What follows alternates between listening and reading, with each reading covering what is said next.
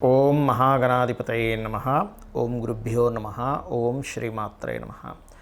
పరమేశ్వర స్వరూపమైనటువంటి జ్యోతిష, వాస్తు మరియు ఇతర అనేకమైనటువంటి శాస్త్రములను మనకు అందించినటువంటి మహర్షులకి నమస్కారం. హయగ్రీవ హయగ్రీవ హయగ్రీవేతి యోవధేత్తస్య నిస్సరతే వాణీ జన్హుకన్యా ప్రవాహవత్.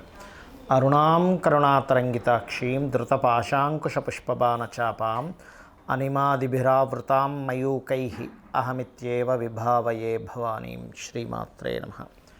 ప్రేక్షకులకి ఆ లలితాంబిక అమ్మవారి యొక్క అనుగ్రహం పరిపూర్ణంగా కలగాలని మనస్ఫూర్తిగా కోరుకుంటూ మనం ఈరోజు చెప్పుకోబోయే టాపిక్ ఏమిటంటే, గత 2 సంవత్సరాల క్రితమే మనం ఒక టాపిక్ గురించి చెప్పుకున్నాం. ఏమిటది అంటే, శని భగవానుడు మకరం నుంచి కుంభంలోకి రాగానే చాలా మట్టుకు ఒక రెవల్యూషన్ తీసుకొస్తాడు. బిజినెస్ సిస్టమ్స్లోని ఒక కొత్తగా కనిపెట్టుకునే విషయంలోని అన్నిట్లోని బిజినెస్ రెవల్యూషన్స్ చాలా తీసుకొస్తాడని చెప్పుకున్నాం.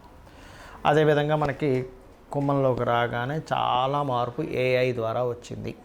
అయితే మనం గతంలో ఇంకొక విషయం కూడా చెప్పుకున్నాం. ఏమిటది అంటే, శని ఇక్కడికి చేరేసరికి అంటే 2030 4వ నెల 17వ తేదీ అంటే 17 ఏప్రిల్ 2030 కల్లా ఇక్కడ చేరుకుంటాడు.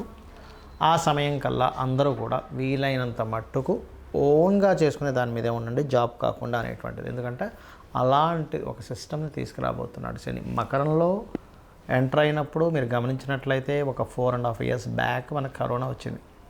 మకరంలోకి ఎంటర్ అయ్యి గురువు ఒక నీచభంగ రాజయోగం కాలసర్పదోషంలో ఉన్నప్పుడు ఇక్కడికి వెళ్ళినప్పుడు జాబ్ సంబంధించిన విషయంలో ఒక డిఫరెంట్ ఇదంటే వాళ్ళు ఎవరికి వాళ్ళు చేసుకునే దానిలోనే ఇస్తాడు. కాబట్టి ఇక్కడి నుంచి ఇక్కడికి అంటే దాదాపుకి ఇప్పుడు కుంభంలో ఉన్నటువంటి శని భగవానుడు 30వ తేదీ 30వ తేదీ 3వ నెల 2025 సంవత్సరానికి ఇక్కడికి వెళ్తాడు. 30 మార్చ్ 2025 సంవత్సరంలో ఇక్కడికి పర్టికులర్గా 2/6/2027లో వెళ్తాడు ఇక్కడికి మేషంలోకి.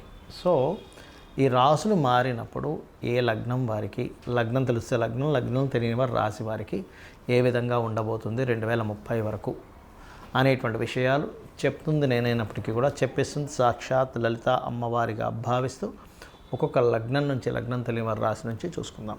తులా లగ్నము, తులారాశి. తులవారికి కనుక చూసుకున్నట్లయితే మీకు మీ లగ్నం నుంచి 5వ స్థానంలో శని యొక్క సంచారం ఇప్పుడు ప్రజెంట్ వచ్చే సంవత్సరం 2025 30వ తేదీ నుంచి మీనంలో సంచరిస్తుంటాడు. తులవారికి మీనంలో శని సంచారం మంచిది. 6వ స్థానంలో అంటే ఏ విషయంలో మంచిదో చెప్తాను నేను మీకు. ఒకటేంటంటే హోమ్ లోన్స్కి,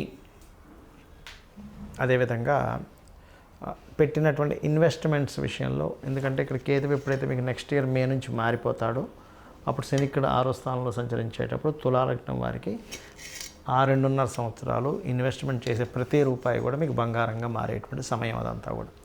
సో ఇక్కడ 2027 జూన్ 2వ తేదీ వరకు గుడ్ టైం చెప్పాలంటే తులవారికి 6లో శని.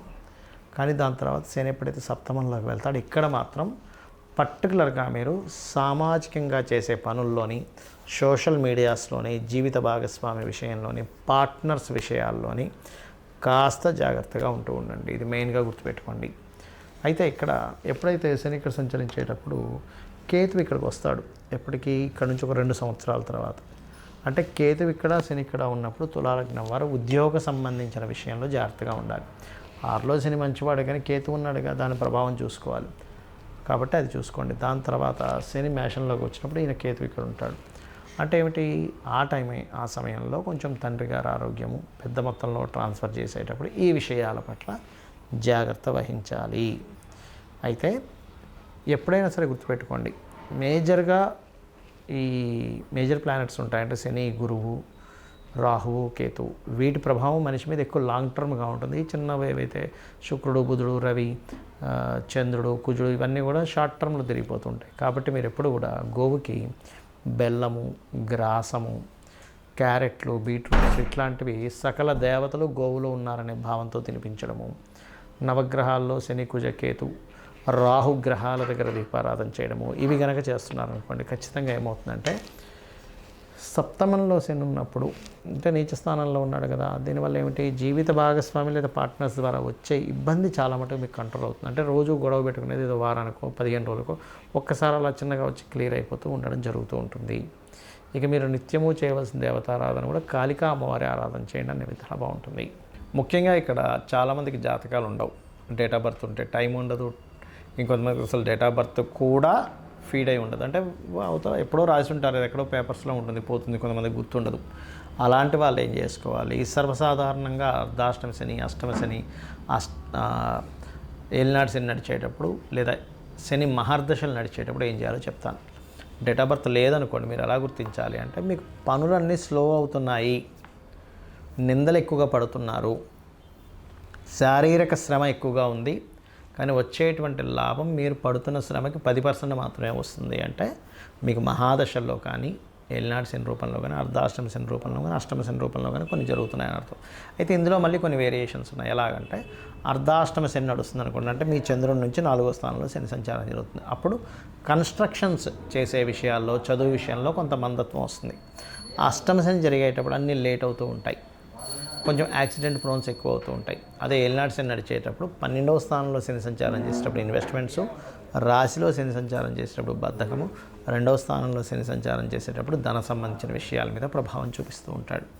అయితే ఇక్కడ మీరు ఒకటి అర్థం చేసుకోవాల్సిన విషయం ఏంటంటే, ఎప్పుడు శని సంచారం మీకు వచ్చినా, అంటే శని కర్మకారకుడు కాబట్టి అతను తిట్టుకోవడము, శని బాలేడు అనుకోవడము కాదు. శని భగవానుడు నాకేదో నేర్పించడానికి వచ్చాడనేటువంటి భావనతో ఉంటూ ఖచ్చితంగా మీరు చేయవలసింది ఏంటంటే, ఇక్కడ ఒకటే గుర్తుపెట్టుకోండి, మీరు నిద్రపోవడం చేయకూడదు ఎక్కువగా. ముసలి వాళ్ళు, స్త్రీలు, చిన్నపిల్లల విషయాన్ని మాట్లాడలే.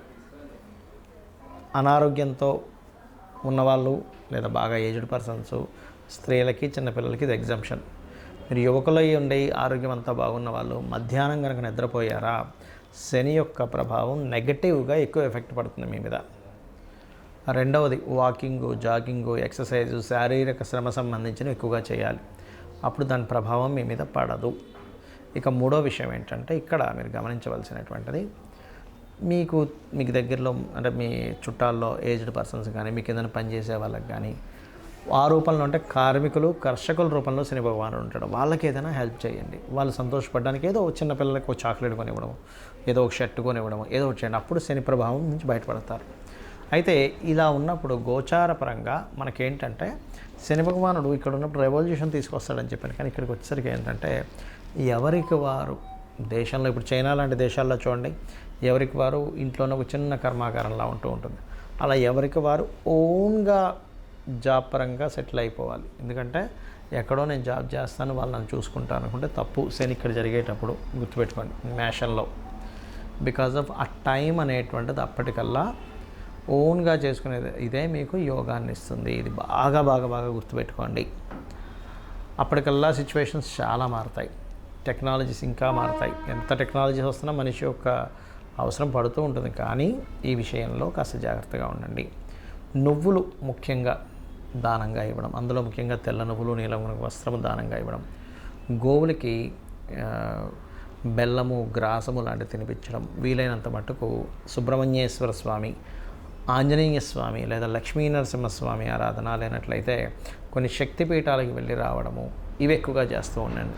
ఇవి ఎంత చేస్తూ ఉంటే మీకు ఈ శని భగవానుడి యొక్క అనుగ్రహం అంతా కలుగుతూ ఉంటుంది. అంతేగాని మనం ప్రతిసారి నా టైం బాగాలేదు ఇట్లా అనుకోవడం కాకుండా ఇట్లా చేసుకోవడం అన్నీ ఖచ్చితంగా బాగుంటుంది. ముఖ్యంగా ఈ శని ఇక్కడ సంచరించేటప్పుడు కొన్ని రోగ సంబంధించినవి కూడా వస్తాయి దేశంలో, కొంచెం జాగ్రత్తగా ఉండాలి. అంటే దీర్ఘ రోగాలు అంటుంటారు చూసారు, ఒక పట్టాన పోకుండా ఉండేది. ఎందుకంటే సాటర్న్ ఈజ్ కర్మకారక ప్లానెట్. కొంచెం ఎప్పుడైనా శని కనుక ఒక్కోసారి చూడండి, అతను హెల్త్ ఇష్యూ కాంబినేషన్లో వచ్చాడు, హెల్త్ ఇష్యూస్ ఎక్కువ ఇస్తూ ఉంటాడు. కాబట్టి వీటి మీద దాని ప్రభావం అనేటువంటిది ఉంటూ ఉంటుంది.